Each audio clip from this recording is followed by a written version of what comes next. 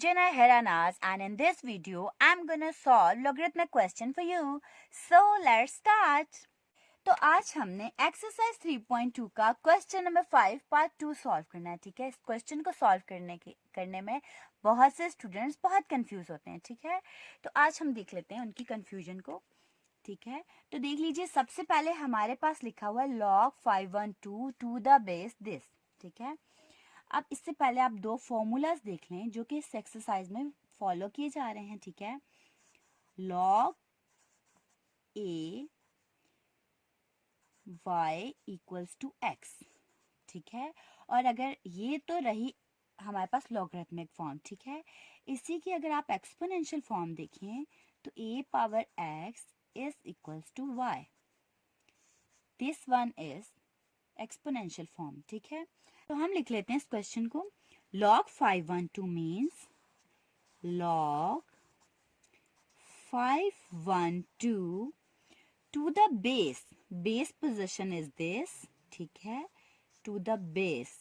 ठीक है, तो बेस हमने यहाँ लिख दी. ठीक है, अब अगर आप इस फॉर्म को इन दोनों में से मैच कर लें, इन दोनों से, कि ये कौन सी फॉर्म है. ठीक है, this is having log base something, log base something, तो दिस इज लॉगरिथमिक फॉर्म. ठीक है, तो अगर इसको इस फॉर्म से कंपेयर किया जाए तो यहाँ पे किस चीज़ की कमी है, आप देख लें. यहाँ पे कमी है हमारे पास इसके नाम की. ठीक है, कि यहाँ पे इसका कुछ नाम रखा हुआ है, सम वेरिएबल. ठीक है, बट यहाँ पे वो वेरिएबल नहीं है. ठीक है, तो मैं लेट करके खुद ही इसका नाम रख लेती हूँ x. ठीक है, अब मैंने इसी क्वेश्चन को एक्सपोनेंशियल फॉर्म में कन्वर्ट करना है. ठीक है, मीन्स इस फॉर्म में कन्वर्ट करना है. ठीक है, तो अगर आप यहाँ से देखें तो जो बेस पे चीज़ थी वो मेन पे आ गई. ठीक है, और इक्वल टू के बाद वाली चीज़ पावर में चली गई. ठीक है, और ये वाली चीज़ इक्वल टू के बाद आ गई. ठीक है, तो हमने यहाँ पे क्या करना है, अगर ये वाली चीज़ आपको मुश्किल भी लगती है तो सिंपली इस तरह से आप कन्वर्ट कर सकते हैं. क्या फर्स्ट पे लिखें बेस.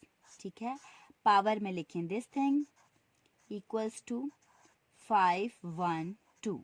ठीक है, अब यहाँ पे बहुत से स्टूडेंट्स कंफ्यूज हो जाते हैं. कैसे, आप देखिए 2√2 है. ठीक है, तो आपने क्या करना है, 2√2 512 को बना देना है ऐसी चीज कि ये बन जाए, या इसको ऐसा बना देना है कि ये बन जाए. ठीक है, बेसिकली हम इन दोनों को काटना चाहते हैं ताकि हमारे पास इस वेरिएबल की वैल्यू आ जाए. ठीक है, तो हमने क्या करना होगा, हमने करना ये है कि पहले मैं अगर इसी साइड को सॉल्व करूं तो मैं ये कह देती हूँ कि मेरे पास जो सिंपल 2 हुआ करता है ना, वो मेरे पास इसके इक्वल होता है 2√2. भला कैसे, देखो अगर मैं इस साइड को भूल जाऊं, यहाँ देखो 2√2 दोनों ही 2 अंडर रूट के अंदर हैं. 2 इंटू 2 हो सकता है ना, एक अंडर रूट के अंदर आ जाए. ठीक है, और जब ये एक अंडर रूट के अंदर आए 2 इंटू 2 बिकम्स 4. ठीक है, और 4 का स्क्वायर रूट भी हमारे पास कट सकता है दिस वन. ठीक है, अब आप देखिए कि ये इससे कट गया, आपके पास आंसर आ गया 2. तो जैसा कि मैंने क्लेम किया था ये 2 इन दो के इक्वल है, तो ये प्रूव भी हो गया ना कि ये इसके इक्वल है. ठीक है, तो इसका मतलब ये हुआ कि इन दो 2 की जगह आप ये 2 लिख सका करेंगे, लेकिन कहीं ये 2 आ जाए, हमें ज़रूरत पड़े तो हम ये दो 2 अंडर रूट वाले इसकी जगह पे लिख सकते हैं. ठीक है, तो मैंने इसकी जगह पे लिखा, इस अकेले वाले 2 की जगह पे मैंने ये दो अंडर रूट 2 वाले लिख दिए. ठीक है, दिस लाइक दिस. ठीक है, और ये एक ऑलरेडी इधर अंदर अंडर रूट पड़ा था. ठीक है, तो मैंने इस तरह से कर दिया. ठीक है, इक्वल्स टू 512. ठीक है, अगर मैं इनको एक ही अंडर रूट के अंदर कर लूँ, 2 इंटू 2 इंटू 2 इज 8.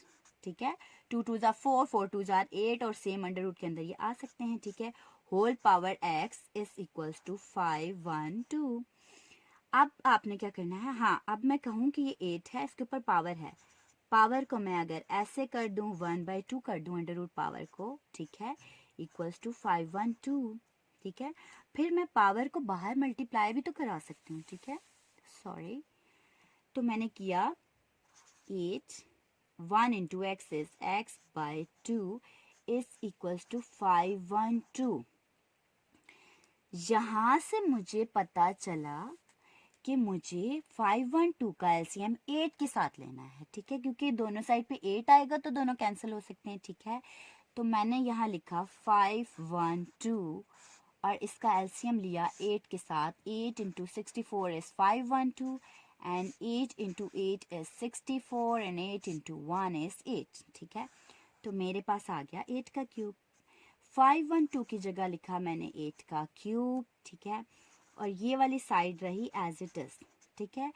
अब क्योंकि 8 और 8 सेम है तो ये दोनों कट गए, मेरे पास बच गया x/2 इक्वल्स टू 3। मुझको 2 नहीं चाहिए तो मैं 2 दूसरी तरफ मूव कर दूंगी, तो यहाँ चीज़ डिवाइड हो रही है तो दूसरी तरफ जाके मल्टीप्लाई हो जाएगी, ठीक है। 2 इंटू 3 इज 6, तो ये रहा मेरा आंसर। इसी क्वेश्चन को आप एक और तरह से भी कर सकते हैं। अगर आप ये स्टेप नहीं करना चाहते तो फिर आप इसको किस तरह से कर सकते हैं, हम देख लेते हैं कि जो चीज़ थी यहाँ पे हमारे पास आया था ना 2√2 raise to the power x is equals to 512, ठीक है। ये थी हमारे पास एक्सपोनेंशियल फॉर्म, ठीक है। अब इस एक्सपोनेंशियल फॉर्म को आप देखिए, अगर आप वो वाला मेथड नहीं करना चाहते तो आप ऐसे भी कर सकते हैं। यहाँ पे देखिए 2 की कोई पावर है नहीं, मीन्स कि 1 पावर है, ठीक है। अब ये जो अंडर रूट है इसको मैं 1/2 की फॉर्म में लिख सकती हूँ, इसको हम 1/2 लिख सकते हैं, ठीक है, क्योंकि अंडर रूट हमारे पास 1/2 के इक्वल हुआ करता है ना, ठीक है। तो मैंने इसकी जगह पे ये पावर दे दी, ठीक है। ऐसे ही रहा x 512, ठीक है। अब हमने क्या कहा, हमने ये भी सीखा हुआ है कि बेसिस सेम पावर्स ऐड हुआ करती हैं, ठीक है। तो 2 एक बार लिख दिया, बेसिस सेम है मतलब 2 बेस है, ठीक है। पावर्स ऐड मीन्स इसकी पावर 1 है, इसकी पावर 1/2 है, ठीक है। Whole power as it is रहेगी, ठीक है, 512, ठीक है। अब आप ये देखें कि ये जो है 1 + 1/2, अगर आप इसको सॉल्व करें 2 1 is 2 + 1/2 तो ये बन जाता है हमारे पास 3/2 पावर बन जाती है, ठीक है। मीन्स कि मैं यहाँ इस चीज़ की जगह पे लिखूंगी 3/2 raise to the power x equals to 512, ठीक है। अब आपने क्या करना है, अब हम ये करते हैं, हमें ये भी पता है कि अगर ब्रैकेट के बाहर कोई पावर है वो अंदर वाली पावर से मल्टीप्लाई हो सकती है, ठीक है। तो ये हमारे पास बन जाएगा 3x/2 इक्वल्स टू 512, ठीक है। 3 बाहर वाली पावर से मल्टीप्लाई हो गया, ठीक है। फ्रैक्शन जब हुआ करती है तो सिर्फ न्यूमरेटर ही बाहर की पावर से मल्टीप्लाई होता है, ठीक है। अब आप यहाँ आए तो आपने कहा अब मैं एलसीएम लेना चाहती हूँ, ठीक है।